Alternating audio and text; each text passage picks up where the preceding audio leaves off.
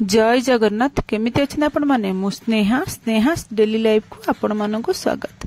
आपण माने केबे दही रे छेना तैयारी करछन्ते दही छेना भी खाइबा को बहुत टेस्ट। एई दही छेनाटा ना जाजपुर साइड रे बहुत करंती तैयारी करंती। चलंतु आमे आज दही छेना बनेबा। ता पई म एठी 2 लिटर क्षीर नैचे। एटा गाई क्षीर आका नेबे। पैकेट वाला क्षीर रे ते भलो हबनी। आपण माने चाहिले भी पैकेट वाला क्षीर रे करि परिबे, किंतु गाई क्षीर नेबे ताको भलो भाबरे आधा घंटा फुटे देबे। फुटिला बार से ठंडा हे गेला पर तादर जो सर ऊपर पड़थिबो से सरटा को काढी देबे। काढी देकी आपण माने एमती आंगुडी पुरे मु जेम देखु चेक करिवे जेमती हाथ को टिके उषुम रगुथबो सेमती थिला बेले हम तादरे गोटे कप दही तादरे मिसै देबा।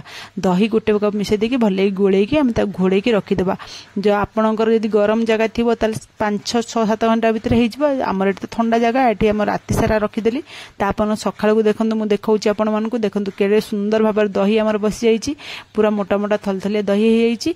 आमे कोन करबा ना ए दहीटा को एबे आधरे दही रे हम पानी जेतिकी दही अछि ना मु तधरे पानी गोटे बड़ मगटा हो गोटे 1/2 लिटर हो पानी मिसै देछि। 2 लिटर क्षीर रे 1/2 लिटर खंड पानी मिसै देछि। मिसै देकी ताकू हमें भल भाबरे गोळेई दबा। तापरे मो एठी दही छेना बाहर करबा ना हेतले कि मो आइस क्यूब नैछि। माने बरफ रो खंड गुडाक आपण माने एमती बरफ खंड रखिथिबे। से बरफ खंड गुडा पके देबे। पके दे ताकू मिसै देबे। तापरे आपण माने एठी चाहिले ग्राइंडिंग भी करि परिबे, किंतु एते बेसी गुडा ना एटा एते गुडा ग्राइंडिंग करे बहुत समय लागिबो। आमे कोन करबा ना ए जो डाली घोटा थाए कि आपण पाखरे एमती गोटे चरका थिले हम हेतले घोटी देबे। माने भल भाबरे 15 मिनिट खंड एमती कर देबे जेमती दही बरफ पानी सब भल भाबरे मिसि जिवो।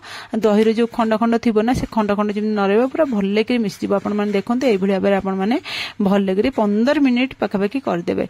15 मिनिट कर देला परे पूरा सब जंगा भल्ले कि मिसि जिवो।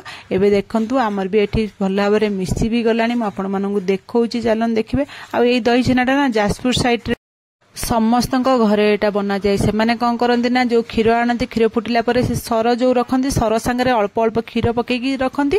आ बेसी बहुत दिन है माने बेसी 5-8 दिन 15 दिन एमती रखी दिंती। रखिला से सरटा को कौन करते लोहुणी ग्राइंडर रे बुलेकी हाथ में घोटेकी सरटा को बाहर करके लोहुणीटा को सरटा को फुटीदेले लोहुणी हो जाए। लोहुणीटा को काढ़ी से माने घीओ कर दियंती। आ बाकी जो दही भलिया जो पानी गुड़ा रहिले से पानी को चुली रे बसैकी फुटे फुटे पूरा मरे बढ़िया मजा दही छेना बाहर। किंतु एठी हमर तो चुली नाही, हमर गैस अच्छे। मु कौन करछि ना ट्रिक अप्लाई करछि। सेतरे मु कौन करछि ना प्रेशर कुकर रे पकई देछि। प्रेशर कुकर पकले बहुत शीघ्र हो जिवो। एतरे प्रेशर कुकर दे लो सिम रे 2टा हुइसेल आ हाई रे 2टा हुइसेल दे देबे। देखंतु एठी मु लो रे भी 2टा हुइसेल दे देली। आ गैस हाई करके भी 2टा हुइसेल दे देबे। आपण माने देखि पारुछन मु केमति प्रेशर कुकर रे बसै करछि। आपण माने एमति प्रेशर कुकर रे करन देखि शीघ्र हो जिवो। आ गैस भी बहुत कम खर्च हो। आपणकर दही छेना भी बढ़िया मजे परफेक्ट दही छेना बाहर।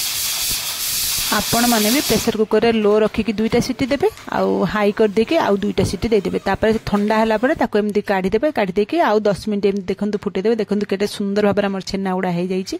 एबे हमर छेना भी रेडी हेला। ठंडा हला परे ताको छाणी देबे। छाणी दे से जो पानीटा को फपाड़ीबे ने पानीटा को रखि देथिबे। आउ थरे छेना पई यूज करिवे। देखंतु केते सुंदर भाबरे हमर दही छेना बाहरला। ए छेनाटा खाइबा को बहुत टेस्ट। आपण माने घरे एई टाइप रो दही छेना बाहर करंतु आ खांतु। देखिए बहुत टेस्ट लागिबो। एटा पिठा करी खाई परिबे। आपण माने खाली भी एमती खाई परिबे।